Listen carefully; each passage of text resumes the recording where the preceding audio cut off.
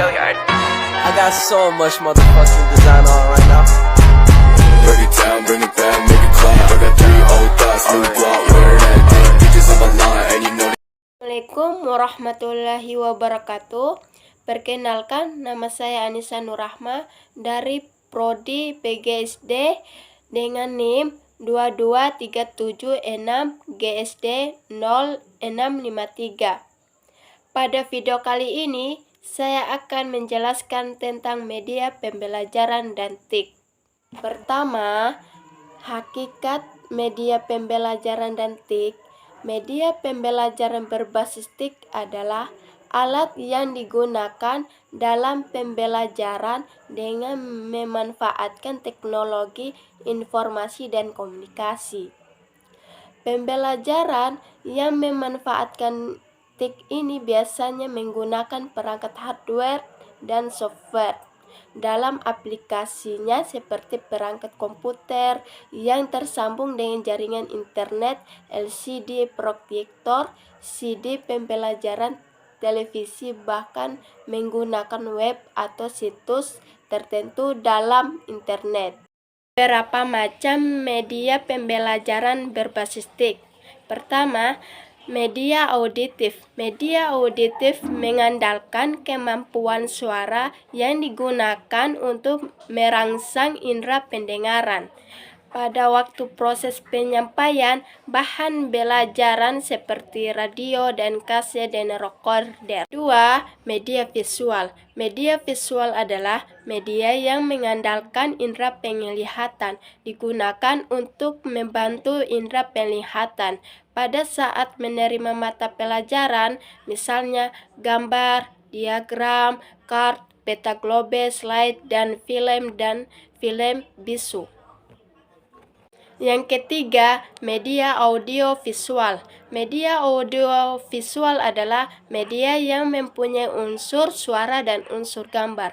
Media ini dibagi ke dalam audio-visual diam dan audio-visual gerak.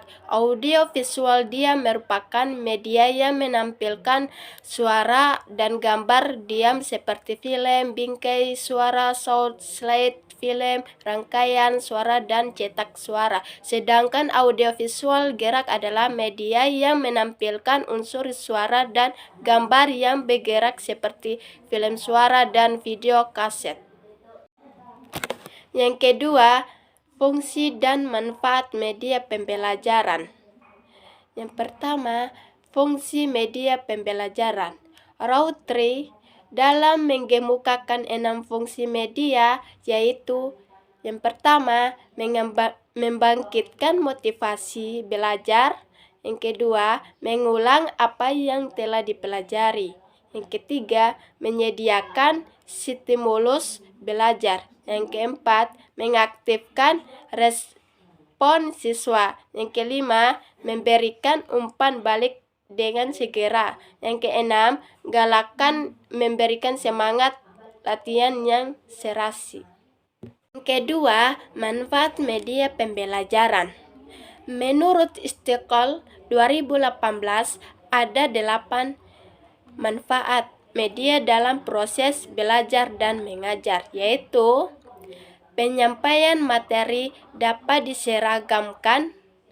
Yang pertama, setiap peserta didik yang melihat atau mendengar uraian tentang suatu ilmu melalui media yang sama akan menerima informasi yang persis sama seperti yang diterima teman-temannya. Yang kedua, proses pembelajaran menjadi lebih jelas dan menarik. Media dapat membantu mengajar, menghidupkan suasana kelas, tidak menonton dan menemboskan. Yang ketiga, proses belajar menjadi lebih interaktif. Jika dirancang dan dipilih dengan benar, media dapat membantu pengajaran dan peserta didik melakukan komunikasi dua arah secara aktif. Yang keempat, jumlah waktu belajar mengajar dapat dikurangi dengan memanfaatkan media pembelajaran. pengajar tidak perlu lagi menghabiskan banyak waktu untuk menjelaskan pokok pembelajaran. Yang kelima, kualitas belajar siswa dapat ditingkatkan dengan memanfaatkan media pembelajaran. Peserta didik dapat dengan mudah menyerap materi pembelajaran secara mendalam dan utuh. Yang keenam, proses belajar dapat terjadi di mana saja dan kapan saja. Media pembelajaran menjadikan siswa untuk belajar di mana saja dan kapan saja, tanpa tergantung pada guru pengajar. Yang ketujuh, sikap positif. Dengan menggunakan media proses belajar, mengajar menjadi lebih baik, menarik, dan dapat meningkatkan kecintaan dan apresiasi peserta didik terhadap ilmu, pengetahuan, dan proses pencarian ilmu itu sendiri. Yang kedelapan, peran pengajaran dapat berubah ke arah yang lebih positif dan produktif. Yang pertama, mengajar tidak perlu mengulang-ulang penjelasan mereka bila menggunakan media dalam proses belajar mengajar. Yang kedua, dengan mengurangi uraian verbal atau tulisan, mengajar dapat memberikan perhatian lebih banyak kepada aspek-aspek lain. Yang ketiga, pengajar tidak lagi lebih sekadar pengajar, tetapi juga sebagai konsultan, penasehat, atau manajer dalam proses belajar mengajar. Ketiga, kriteria pemilihan media pembelajaran. Menurut Sudiman dan Ariev 2012, untuk membuat media pembelajaran ada beberapa kriteria yang harus diperhatikan guru, sehingga dapat disusun sesuai urutan sebagai berikut. Pertama, merumuskan tujuan instruksional. Dalam proses belajar mengajar, tujuan instruksional merupakan faktor yang sangat penting. Tujuan dapat memberikan arah kemana siswa akan pergi, bagaimana ia harus pergi ke sana, dan bagaimana ia tahu bahwa telah sampai ke tempat tujuan.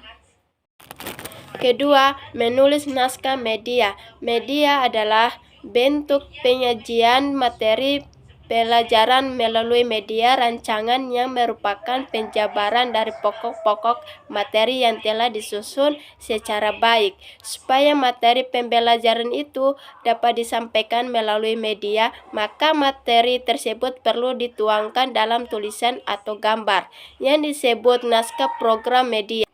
Ketiga, mengadakan tes dan revisi.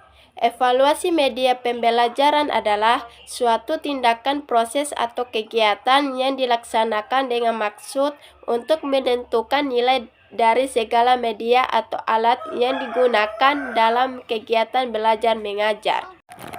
4.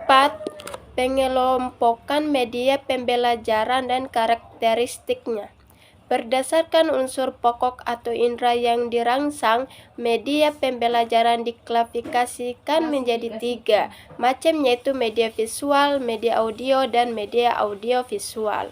Ini dijabarkan lebih lanjut oleh Sulaiman 2001 menjadi 10, yakni: yang pertama, media audio, media yang menghasilkan bunyi, contoh audio, kaset, tape recorder, dan radio. Yang kedua, media visual 2 dimensi dan media visual 3 dimensi. Ketiga, media audio visual, media yang dapat menghasilkan rupa dan suara dalam suatu unit media. Yang keempat, media audio mation visual, penggunaan segala kemampuan audio dan visual ke dalam kelas seperti televisi, video, tape, kaset, recorder, dan sound film. Yang kelima, media audio still visual, media lengkap kecuali penampilan Mation atau gerakannya. Tidak ada seperti sound, film, strip, show, slide, dan rekaman still pada televisi. 6. Media audio semi-Mation, media yang berkemampuan menampilkan titik-titik tetapi tidak bisa menstreaming secara utuh Mation yang nyata. Contoh recording dan recorded recording. Ketujuh, media Mation, visual, slide, film, film bisu, dan loop film. 8. Media still, visual, gambar, slide, film, strip, OHP, dan transparansi. 9. Media audio telepon, radio, audio, tape recorder, dan audio disk. 10. Media cetak, media yang hanya menampilkan informasi yang berupa simbol-simbol tertentu saja dan berupa alfanumerik seperti buku-buku modul, majalah, dan lain-lain. 10. Media cetak, media yang hanya menampilkan informasi yang berupa simbol-simbol tertentu saja dan berupa alfanumerik seperti buku-buku, modul, majalah, dan lain-lain.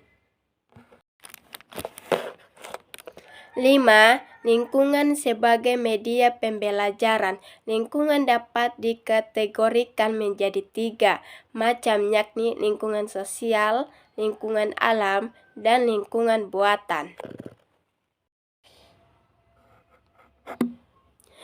Yang pertama, media lingkungan sosial. Lingkungan sosial sebagai sumber belajar berkenaan dengan interaksi manusia dengan kehidupan masyarakat seperti organisasi sosial, adat dan kebiasaan mata pencarian, kebudayaan pendidikan, kependudukan struktur, pemerintahan agama, dan sistem nilai. Contoh, dalam pembelajaran ilmu bumi dan kependudukan, siswa diberi tugas untuk mempelajari aspek kependudukan di rukun tetangganya. Siswa diminta untuk mempelajari jumlah pendudukannya, jumlah keluarga, komposisi penduduk menurut umur, agama, mata pencarian, tingkat pendidikan peserta KB, pertambahan penduduk dari tahun ke tahun, lain-lain. Yang kedua, lingkungan alam. Lingkungan alam adalah segala sesuatu yang sifatnya alamiah, seperti keadaan geografis, iklim, suhu udara, musim, curah hujan, flora, tumbuhan, fauna, hewan, sumber daya alam, air, hutan, tanah, batu-batuan, dan lain-lain. Aspek-aspek lingkungan alam tersebut dapat dipelajari secara langsung oleh para siswa melalui cara-cara tertentu. Contoh, dalam pelajaran IPA, siswa diminta mempelajari lingkungan alam di tempat tinggalnya. Siswa diminta mencatat dan mempelajari suhu udara, jenis tumbuhan, hewan, batu-batuan, kerusakan lingkungan, pencerahan, dan lain-lain. Ketiga, lingkungan buatan. Lingkungan buatan adalah lingkungan yang sengaja diciptakan atau dibangun manusia untuk tujuan-tujuan tertentu yang bermanfaat bagi kehidupan manusia. Lingkungan buatan antara lain adalah irigasi atau pengairan, bendungan, pertamanan, kebun binatang, perkebunan, penghijauan, dan membangkit tenaga listrik. Siswa dapat mempelajari lingkungan buatan dari berbagai aspek seperti prosesnya, pemanfaatannya, fungsinya, pemeliharaannya, daya dukungan, serta aspek lain yang berkenaan dengan pembangunan dan kepentingan manusia dan masyarakat pada umumnya. 6. Evaluasi media pembelajaran. Ada 2 macam jenis. atau cara yang dapat digunakan dalam mengevaluasi media pembelajaran, yaitu evaluasi formatif dan evaluasi sumatif.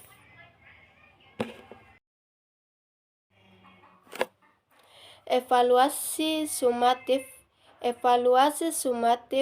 bertujuan untuk membuktikan bahwa produk dan sistem yang dikembangkan memang baik.